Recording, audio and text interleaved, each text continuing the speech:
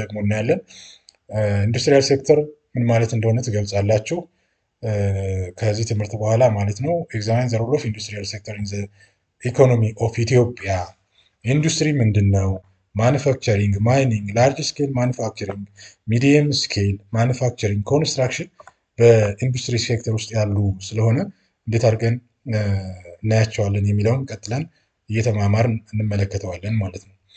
እንግዲህ የኢትዮጵያ ኢንዱስትሪ ሴክተር ሃዝ ቢን ስሞል ኮምፔርድ ቱ አግሪካልቸር ኤንድ ሰርቪስ ከአገልግሎት ዘርፉ እና ከግብርና ዘርፉ አንጻር ሲታይ የኢንዱስትሪ ዘርፉ ማለት ነው ዝቅተኛ ነው። this could be due to the short history of industrialization in the country።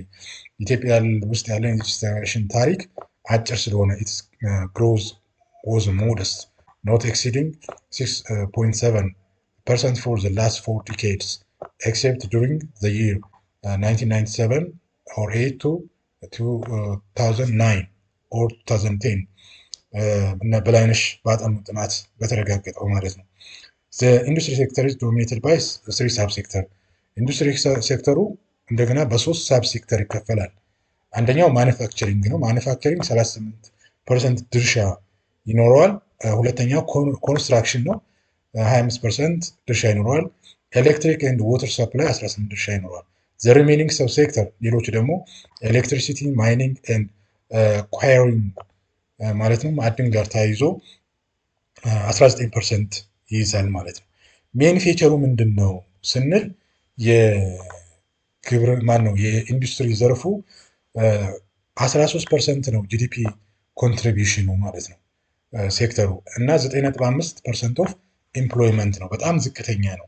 ዜር አር አባውት 130 ስቴት ኦውንድ ከ130 በላይ በመንግስት የተያዙ እና ከ7000 በላይ በፕራይቬት ማኑፋክቸሪንግ ኢንዱስትሪዎች እንዳሉ ያመለክታል። እንግዲህ ኢንዱስትሪዎች ስንል ቴክስታይል አለ፣ የጨርቃጨርቅ፣ ፉድ፣ የምግብ፣ ተባኮ፣ ቢቬሬጅ፣ መጠጥ፣ ሲሚንቶ፣ ሌዘር፣ ቆዳና ቆዳ ውጤቶች፣ እንጨትና ብረታ ብረት፣ ነን ሜታሊክ፣ ፔፐር፣ ወረቀት፣ ፕላስቲክ፣ የፕላስቲክ ፋብሪካዎች፣ ክሎዝ፣ አፓረል፣ ካንድ ኤንድ ፍሮዝን ሚት፣ የስጋ ፋብሪካዎች አሉ፣ ሹገር ኤንድ ሞላስስ፣ ኦይል ኬክስ ኤንድ ፔትሮሊየም ፕሮዳክትስ።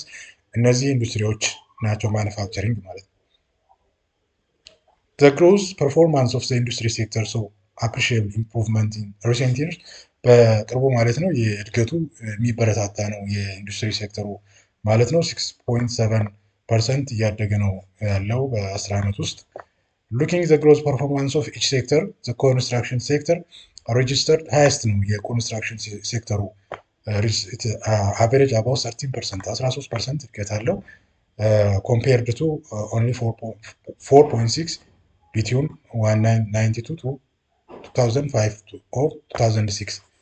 Large and medium scale industry record the second highest growth rate አላቸው ማለት ነው። ሜጀር ፕሮብለሙ የምናየው በኢንዱስትሪ ሴክተር ሎው ኢንዱስትሪያል ቤዝ፣ ሎው ፕሮዳክቲቪቲ ሌቭል፣ ኢንዱስትሪያላይዜሽን ኦፍ ካፓሲቲ፣ ሾርቴጅ ኦፍ ፎሬን ኤክስቼንጅ፣ ኒው ኢንቨስትመንት ሮ ማቴሪያልስ ኤንድ ስፔር ፓርትስ፣ ቬሪ ሎው ሌቭል ኦፍ ቴክኖሎጂ ኦር ሃይ ዲፔንደንስ ኦን ኢምፕሩቭ ቴክኖሎጂ ማለት ነው። ሎው ኢንዱስትሪ ቤዝ ማለት የኢንዱስትሪ አመሰራረታችን ደካማ ነው። ምርታማነታቸውም ሎ ፕሮዳክቲቪቲ ሌቭል ያላቸው፣ አንደር ዩቲላይዜሽን ኦፍ ካፓሲቲ የማምረት አቅማቸውም እንደዚሁ ደካማ ነው። ኤክስቼንጅ ሬቱ ሾርቴጅ አለበት። ኒው ኢንቨስትመንት ደካማ ነው፣ አዳዲስ ኢንቨስትመንት የለም። ሮ ማቴሪያል እና ስፔር ፓርት እንደዚሁ እጥረት አለባቸው። ቬሪ ሎ ሌቭል ኦፍ ቴክኖሎጂያቸው ደካማ ነው ማለት ነው። ሎ ሌቭል ስኪል ኤንድ ማኔጅመንት እውቀትም እዚህ አካባቢ ላይ ያለውና የአስተዳደር ስርዓታቸውን ደካማ ነበር ብሎ መውሰድ ይቻላል። ሮልስ ኦፍ ኢንዱስትሪያል ሴክተር ቱ ዘ ኢትዮጵያን ኢኮኖሚ።